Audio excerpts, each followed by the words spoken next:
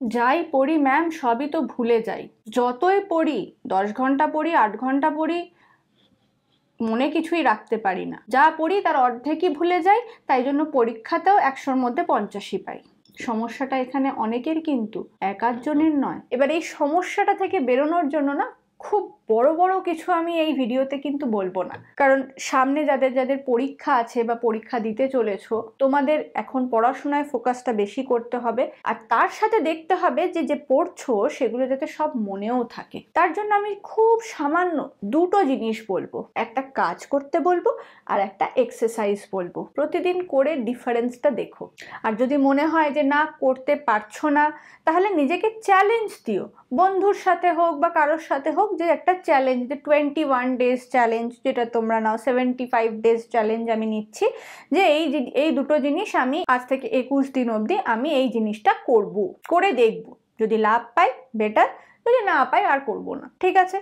ভুলে যাচ্ছ তার মানে এক হতে পারে তুমি কনসেন্ট্রেশন দিয়ে পড়ছো না, তাই জন্য ভুলে যাচ্ছ, তো এই দিকে আমার কিছু করার নেই। কিন্তু যারা আছো যে ফুল কনসেন্ট্রেশন দিয়ে পড়ছো, বুঝে বুঝে পড়ছো, তাও কিছুদিন বাদেই মনে হচ্ছে আমি সব ভুলে যাচ্ছি, তাদের ক্ষেত্রে আমার এই ভিডিওটা। যখন তুমি দেখছো যে আমি ফুল কনসেন্ট্রেশন দিয়ে পড়ছি, আমি জিনিসটা বুঝতে পারছি, আমি বুঝে বুঝে পড়ছি, তাও আমি ভুলে যাচ্ছি পরীক্ষার আগে। এবার ভুলে মানুষকে যেতেই হয়, সব জিনিস তার মানুষ মনে রাখতে পারে না, কিন্তু পরীক্ষার জিনিস পরীক্ষার আগেই তুমি ভুলে যাচ্ছ আর পরীক্ষা লিখতে পারছো না, সেটা তো কাজের কথা নয়। তো সেই ক্ষেত্রে বুঝতে হবে যে তোমার ব্রেনের ক্যাপাসিটির কোনো একটা ঘাটতি হচ্ছে, তোমার আইদার ব্রেনের রক্ত চলাচল কম হচ্ছে বা অক্সিজেন কম হচ্ছে, যার জন্য তুমি সব বুঝছো, কনসেন্ট্রেশন দিয়ে পড়ছো, তাও তুমি বিষয়টা মনে রাখতে পারছো না। এটা ঠিক জিনিস নয়। তো এই ক্ষেত্রে তোমাকে কি করতে হবে? প্রথম যে কাজ সেটা হচ্ছে 8 ঘন্টা পর পর একটু করে জল খেতে হবে।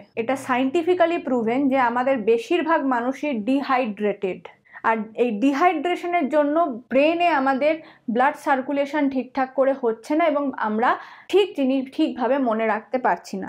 তাই যাদের যাদের অভ্যেস নেই জল খাওয়ার, আমি ইনফ্যাক্ট বলছি, আমি আমার নিজেরও খুব বাজে অভ্যেস, আমি খুব একটা জল খাই না, কিন্তু সত্যি এটা খুব বাজে জিনিস। আমি নিজে দুটো আলাদা আলাদাভাবে দিনে আলাদা আলাদাভাবে নিজের উপর এক্সপেরিমেন্ট করে দেখেছি যে পুরো দিনে যদি অল্প অল্প অল্প করে জল খেতে থাকি, আমার দিনের প্রোডাক্টিভিটি অনেক গুণ বেড়ে যায়। তাই সেই কারণেই আমি তোমাদেরকে বলছি, এটা সত্যি, এটা কিন্তু গল্প কথা নয়, এটা একেবারেই এফেক্টিভ একটা ট্রিক, এবং এটা 100% সত্যি কথা যে ডিহাইড্রেটেড থাকলে তোমার ব্রেন পাওয়ার কিন্তু অনেক কমে যায়। নেক্সট সেকেন্ড যেটা বলবো সেটা হচ্ছে একটা এক্সারসাইজ। আর এই এক্সারসাইজটাও আমাদের বডিতে, ব্রেনে অক্সিজেন পৌঁছানোতে সাহায্য করে। আমাদের চারিদিকে কিন্তু অক্সিজেন প্রচুর পরিমাণে আছে, এমন নয় যে অক্সিজেনের অভাব, কিন্তু সবাই সমানভাবে অক্সিজেনটাকে ইনটেক করতে পারে না। এবার এটা তোমার উপর ডিপেন্ড করছে যে তুমি বাইরের পরিবেশ থেকে অক্সিজেন কিরম ভাবে শোষণ করবে। এটা ঠিক সেই ক্লাসের টিচারের মতন, টিচার ভালো করে পড়াচ্ছেন ঠিকই, কিন্তু একজন স্টুডেন্ট সেটাকে খুব ভালো করে অ্যাবজর্ব করে নিচ্ছে, আরেকজন স্টুডেন্ট ঠিক নিতে পারছে না। সেই বাচ্চাদের বাবা মায়েরা বলে না, টিচারের থেকে আদায় করে নে, এরকম ভাবে পরিবেশ থেকেও তোমাকে কিন্তু অক্সিজেনটা আদায় করে নিতে হবে। এবার সেইটার জন্য তোমাকে একটা এক্সারসাইজ বলবো, ভীষণ ভীষণ সোজা এক্সারসাইজ, পড়তে বসার আগে, সকালে এবং সন্ধেবেলায়, এবং মাঝে যদি কখনো সময় পাও, বা যখন তোমার মনে হচ্ছে যে আমি খুব টেনশনের মধ্যে আছি সেই সময়, অথবা পরীক্ষার ঠিক আগে এই কাজটা করে দেখো। কারণ পরীক্ষার আগে অনেক সময় কি হয়, কি লেখা এত তাড়াতাড়ি করি আমরা, আমাদের নিঃশ্বাস প্রশ্বাস অনেক জোরে হয়, তাই জন্য আমাদের টেনশনের জন্য আমাদের ব্রেনে অক্সিজেনটা পৌঁছাতে সময় নেয়। তার উপর 3 ঘন্টার ধরো পরীক্ষা চলছে, 4 ঘন্টার পরীক্ষা চলছে, কেউ মাঝখানে জলই খাচ্ছ না, কারণ স্বাভাবিক জল খেলে যদি বাথরুমে যেতে হয়, তাহলে তোমার পরীক্ষার টাইমটাও কমে যাবে, তোমার লেখার টাইমটাও কমে যাবে। এইসব থিঙ্কিংয়ে অনেকেই তার আগেও জল খায় না, ডিউরিং দ্যাট এক্সামিনেশনও জল খায় না, তো তার ফলে ডিহাইড্রেটেড হয় এবং পরীক্ষায় 100% দিয়ে আসতে পারে না। এই ভুলটা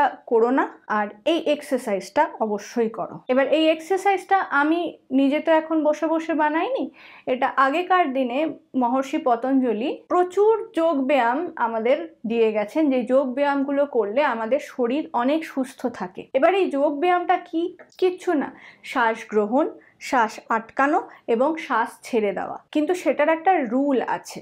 এটাকে বলে 4:7:8 রুল। 4-7-8। 4 মানে 4 সেকেন্ডের জন্য তুমি ইনহেল করবে, এই 4 সেকেন্ড ধরে তুমি অক্সিজেনটা নিলে, গ্রহণ করলে। এবার গ্রহণ করার পরে সেটা তোমার বডিতে 7 সেকেন্ডের জন্য ধরে রাখতে হবে। এবার নিঃশ্বাসটা নেওয়ার সময় খেয়াল করবে যেন তোমার পেটটা ফুলে না যায়, মানে তুমি করে নিঃশ্বাস নিলে পুরো হাওয়াটা গিয়ে পেটের মধ্যে ঢুকলো, সেটা যেন না হয়। সেটাও কিন্তু মানুষ করতে পারে। আমাদের নাক দিয়ে নিঃশ্বাসটা নিতে হবে এবং লাংসটাকে, মানে চেস্টটা যাতে ফোলে, পেটটা নয়। তো তোমার লাংসটা যেন এক্সপ্যান্ড হয় এবং সেইখানে তুমি 7 সেকেন্ডের জন্য সেই হাওয়াটাকে ধরে রাখছো।